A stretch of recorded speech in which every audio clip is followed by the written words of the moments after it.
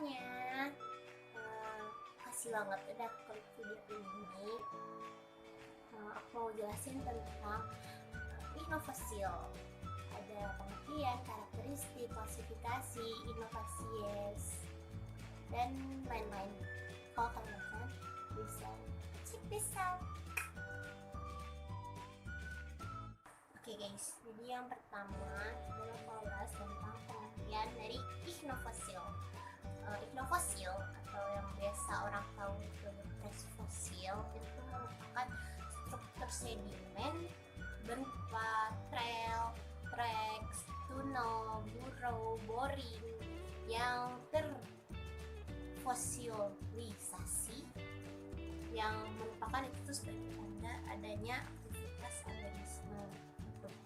Nah, ilmu yang mempelajari tentang tingkah laku organisme disebut dengan ichnologi. Nah, dalam inovasi sendiri itu ada beberapa istilah yang perlu kita ketahui semuanya. Yang pertama ada track. Track itu ada trail, burrow, boring, tunnel. Nah, untuk pengertian sendiri, si track itu tuh kayak jejak kaki kayak jejak kaki. Kalau trail itu kayak jejak bekas hewan yang menyeret tubuhnya, kayak ular kan dia melata gitu kan di set gitu kan, terus ada bekasnya kan. Kalau bekasnya itu tuh terus terfosilisasi itu bakal namanya jadinya trail. Terus yang ketiga tuh ada burrow, boring sama tunnel. Itu kayak hampir sama, bedanya cuma kalau di boring itu dia tuh penggalian tapi vertikal. Kalau yang burrow dia tuh penggalian di struktur sedimen yang belum terkonsolidasi. Cuma kalau tunnel itu dia penggalian yang horizontal. Next. Selanjutnya ini adalah karakteristik dari inovasil. Inovasil itu biasanya mengindikasikan suatu tingkah laku dari organisme. Terus yang kedua, tidak ada fosil yang mengalami reworking, karena kalau dia udah mengalami reworking ya udah hilang, udah nggak ada lagi fosilnya gitu. Terus yang ketiga, organisme yang sama bisa membuat jejak yang berbeda tergantung substratnya. Terus yang keempat, suatu jenis fosil itu bisa dibuat dari berbagai macam organisme, jadi nggak mesti. Yang selanjutnya itu ada si fosil ini, si inovasil itu nggak bisa jadi patokan buat kita nentuin umur, karena kalau di inovasil itu kita nggak bisa nentuin spesiesnya. Terus suatu fosil itu dia bisa jadi spesies yang spesifik. Misal dia tuh terbentuknya di laut abisal apa di mana gitu kan ya. Next. Selanjutnya ada klasifikasi. Nah, ini klasifikasi agak panjang ya guys, jadi aku bakal sambil bacain dan menjelaskannya supaya kalian ngerti. Nah, di klasifikasi ini tuh ada yang pertama tuh ada Reptilia. Reptilia tuh kayak fosilnya bentuknya dia bergerak, berpindah. Jadi bentuknya tuh jejak-jejak yang melengkung atau lurus kayak gitu. Jadi kelihatan dia tuh kayak lagi berpindah tempat gitu loh. Terus yang kedua ada Cubichnia atau resting. Cubichnia tuh jadi mungkin dulunya dia tuh kayak tempat beristirahatnya, lagi bisa tuh lagi tempat chillnya dia mungkin ya, si bintang laut biasanya yang ada di Cubichnia ini. Selanjutnya ada Fugichnia. Nah, kalau Fugichnia tuh jejak yang dihasilkan akibat si binatang tuh kayak mau melarikan diri gitu loh, ya kayak menyudut sini dulu ya gitu lah. Dia mulus saja mana terus cuk gitu. Selanjutnya ada Domichnia. Kalau Domichnia tuh kayak tempat tinggalnya organisme itu gitu. Itu yang selanjutnya Codichnea. Codichnea ini kayak yang tadi Fujitsunya, rada acak banget, malah acak banget, cuman dia acaknya tuh lebih smooth gitu loh. Terus selanjutnya ada Agrichnia. Agrichnia itu jejak organisme saat membuat perangkap makanan, biasanya berupa burung yang saling terhubung untuk menangkap mangsa yang lebih kecil. Burung tadi aku coba nggak, galian yang di substratnya belum terkonsolidasi. Selanjutnya ada Pasicnia. Pasicnia itu hampir mirip kayak Repicnia, yang dia tuh berpindah gitu. Cuman kalau yang Pasicnia ini dia lebih melengkung banget loh. Nah itu yang terakhir, si Pasicnia. Sini aku bakal jelasin tentang next.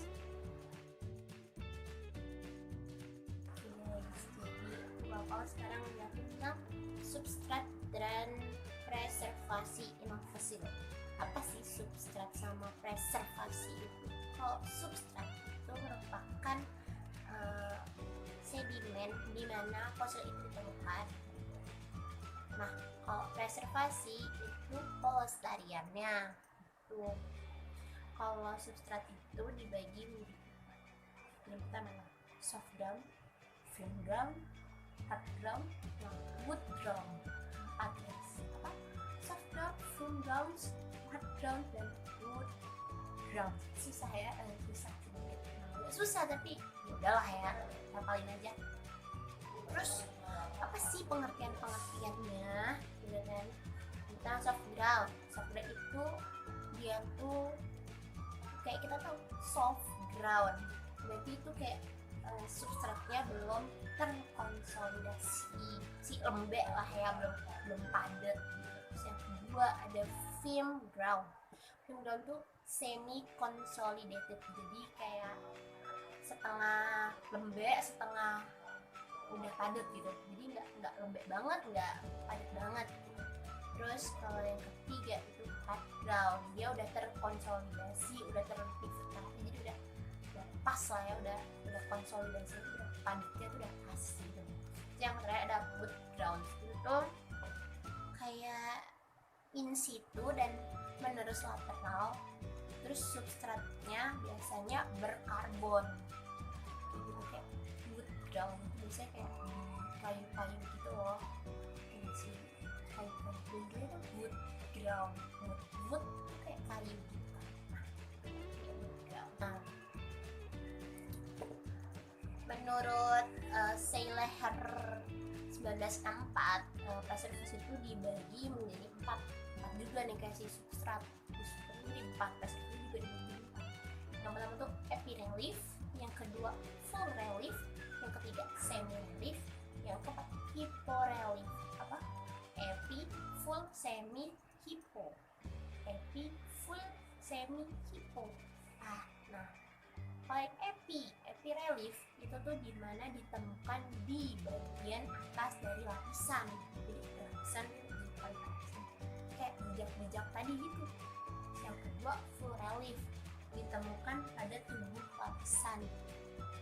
Yang ketiga ada semi relief, ditemukan pada batas lapisan, jadi kayak misal mungkin dia tuh tadinya ada di atas, habis itu dia kayak mungkin menggali ke bawah, terus dia mentok sampai di batas antara mungkin batu pasir gitu mungkin, atau itu batas kan. Terus hyporelief itu dia di bagian bawah dari lapisan. Oke, next. Selanjutnya guys, Novasius. Ini merupakan materi yang paling banyak dari kayak aku bakal bacain aja ya, karena ini panjang banget Wak, banyak banget ya. Pertama tuh pengertian nih, Novasius itu ya fasies itu merupakan suatu penampakan lapisan atau kumpulan dari suatu lapisan batuan yang memperlihatkan karakteristik geometri dan sedimentologi tertentu yang berbeda dengan sekitarnya. Itu menurut Bock 1987. Nah, sedangkan inovasies itu sendiri berarti kumpulan dari beberapa inofosil yang pembentukannya berdasarkan lingkungan yang sama. Nah, ini agak banyak nih klasifikasiannya dari inovasies ini. Yang pertama ada Tripanites Inovasies. Nah, itu agak susah ngomong aja ya. Pokoknya belakangnya inovasies aja. Terus itu pengertiannya kayak terbentuk pada substrat yang terlitifikasi keseluruhannya. Jadi dia tuh hard ground. Yang tadi kayak aku bilang, dia udah terkonsolidasi. Jadi substratnya tuh udah bener-bener padat lah gitu kan. Biasanya dia tuh ada di pantai berbatu atau di reefs, tebing, reef. Terus biasanya dia tuh bentuknya kayak membentuk silinder, membentuk air mata. Terus selanjutnya ada Teredolites Inovasies. Nah, itu terbentuk pada substrat kayu, dan itu dia wood ground. Itu diproduksi oleh organisme laut seperti cacing kapal modern sama teredo. Rata-rata hampir sama ya, jadi kayak organismenya teredo, terus Inovasia teredolites kayak gitu. Selanjutnya nih ada juga nih Glossifungtes Inovasies. Nah, itu juga terbentuk pada wood ground substrat dari lumpur yang terhidrasi. Itu kayak di rawa-rawa, mungkin di rawa-rawa tuh banyak kayu-kayu yang terhidrasi gitu, dia mungkin membuat di situ gitu. Terus bentuknya tuh bentuk silinder, bentuk air mata, berorientasi vertikal. Nah, selanjutnya Skolitos Inovasies. Skolitos Inovasies ini berkembang pada lingkungan sedimen berpasir, garis pantai berpasir, shallow shelf, kipas laut dalam, dan slope batial. Terus biasanya gelombang lautnya tinggi, kekuatannya sedang, didominasi berbentuk silindris dan U-shape. Jadi dia tuh kayak sebenarnya kayak gitu. Terus selanjutnya ada banyak banget sumpah. Silonichnus Inovasies. Nah, dia tuh terbentuk di daerah non-marin, non-laut lah ya ibaratnya, dan di daerah yang sangat dangkal. Biasanya berbentuknya Y atau U, berporos vertikal dengan terowongan horizontal. Contohnya itu kayak trek dan jejak serangga, reptil, mamalia. Next, Nereides Inovasies tuh yang keberapa udah nggak tahu. Ini ya Nereides Inovasies terbentuk pada lingkungan laut dalam atau abisal, pada lingkungan turbidit. Terbentuk pada substrat pasiran lempung. Tingkat keragaman jumlah jejaknya tinggi, tapi kelimpahan jejak individunya rendah.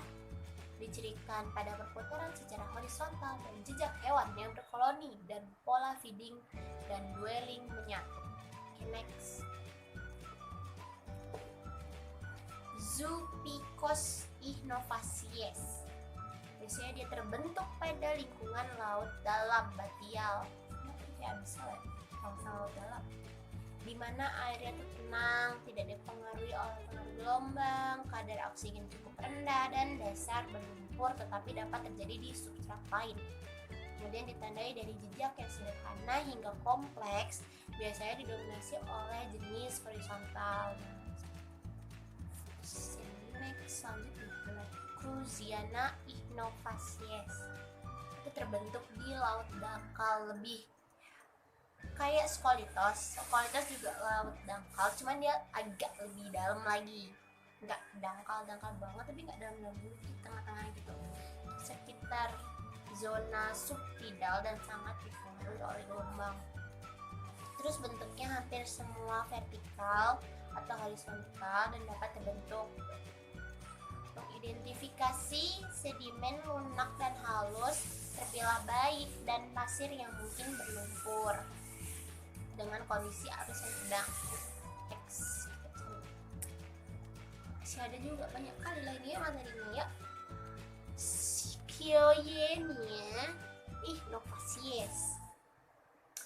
Di inovasi ini tuh keragaman jejak kumpulan fosilnya rendah, jadi dia bentuknya sederhana. Fodinichnia horizontal, Domichnia sesekali vertikal, dan Repichnia diproduksi oleh serangga atau udang air tawar. Terus jejak yang diawet tadi fluvial dan endapan danau sedimen sering dijumpai di danau dan pasir. Ini pasti bakal jadi masa kejayaan untuk kalian karena ini adalah bab terakhirnya. Yeay! Yang terakhir aku bakal jelasin tentang fosil, mempelajari fosil. Cuman 4, nggak cuman sih, tapi ada 4.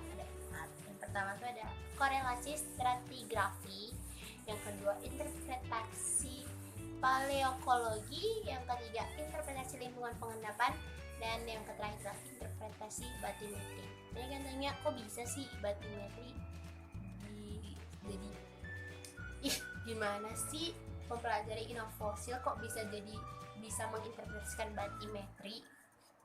Ya kan tadi kayak udah dikasih tau di inovasi ya, jadi kita bisa tahu dia tuh ada di kedalaman mana gitu. Kayak tadi ada yang di kedalaman abisal, jadi kita kan masih tahu berarti dia kedalamannya segini kayak gitu.